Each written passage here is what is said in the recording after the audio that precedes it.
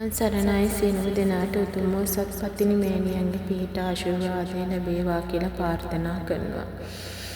ගොඩාක් දෙනෙකුට තියෙන ප්‍රශ්නයක් තමයි මේ වරම් මාලාවක් කියලා ශරීරයට පැමිණෙන ඥාති දේවතාවුන් වහන්සේලා ශරීරය සලිත වුණාට පසුව තමන්ගේ ශරීරයෙන් භාෂාවත් පැමිණ කතා කරන සියලුම දරුවන්ට දේවාල දාගෙන යහපත ඉෂ්ට සිද්ධ කරන්න පුළුවන්ද කියලා. ඇත්තටම කියනවා නම් අද බොහෝ දෙනෙක් දැකලා තියෙනවා උතුම් වූ මුන්නේශ්වරම් දේවාල භූමියේ කාලි අම්මා ඉදිරියේත් පත්තිනි අම්මා ඉදිරියේත් නොයෙකුත් විදිහකට 30 40 50 දවසකට ගිහිලා වරම් බල කරගන්න පළතුරු පූජාවන් තියලා සලිත වෙලා කෑ ගහලා බෙරපදයට නටලා එනවා. ඇත්තටම කියනවා නම් තමන්ගේ උන් හිටි තැනුත් නැති කරගෙන මේ වරම් මාලාවක් සකසා ගන්නට ඒ ස්ථාන භූමි වලට යනවා. මමත් දේවාලයක් කරන දේව මෑණි කෙනෙක් වගේම නිරන්තරයෙන්ම වරම් මාලාවන් බල කරන කෙනෙක්. ඒත් මම කියන්නේ මංගාවට එන හැම දරුවෙකුටම වරමක් කියලා මම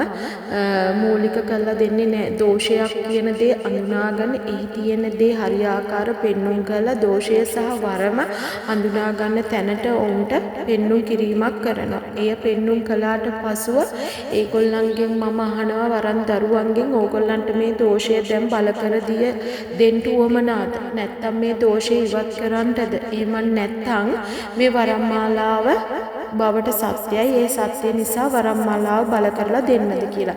ඉතින් ඇත්තටම සමහරක් දරුවෝ නම් පිළිගන්න කැමති නැහැ මේක දෝෂයක් කියලා. මොකද යන්න ඕන හතර වටේම ගිහිල්ලා පුදන්න ඕන හැම සල්ලියක්ම පුදලා තමන්ගේ සිතට මානසිකත්වයේ දාගෙන තියෙන්නේ මනසට කාවද්දගෙන තියෙන්නේ මේ වරමම්ම කියලා තමයි.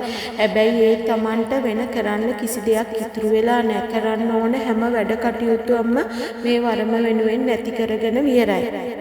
ඒත් බුද්ධිමත්ව හිතන්න මය පුතේ වරම් මාලාවක් තියෙනවා නම් තමන්ගේ තියෙනා වූ ජීවිතයේ සියලුම කරදර පීඩා ඉවත් කරගන්න පුළුවන් වෙන්න ඕනේ. හැම තමන්ට යහපත සලසා ගන්න ඕනේ. යහපත සලසා ගන්න කියන්නේ මිල මුදල් පිරෙන්න තමන් ළඟට දේවතාවුන් වහන්සේලා ගෙන දෙනවා කියන එක නෙමෙයි. තමන්ගේ තියෙන ප්‍රශ්න වලට සිතේ සැනසීම ඇති වෙන්න තමන්ට ඒවට පිළිතුරු ලැබිලා තමන්ට සිතේ සැනසීමෙන්වත් අඳුම ගානේ දෙවියන් වඳින්න බුදුන් වඳින්න පුළුවන් වෙන්න ඕනේ. අද වරමක් තියෙන දරුවෙකුට සිතේ සැනසීමෙන් දෙවියන් බුදුන් වඳින්න පුළුවන්ද කියලා කල්පනා කරලා බලන්න.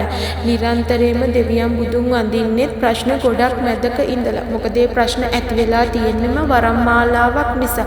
ඕගොල්ලන්ට යම්කිසි විදිහකට ගොඩාක් දුරට හිතන්ට වචන ටිකක් කිව්වේ. මොකද අද තමන් දේවාල භූමියක් හදාගෙන සර්ව දේවතා මණ්ඩලෙටම පහන් දැල්ලනවා. කර කියා ගන්න දෙයක් නැහැ. අන්තිමට පහන පත්තු කරගන්නවත් විදියක් නැහැ.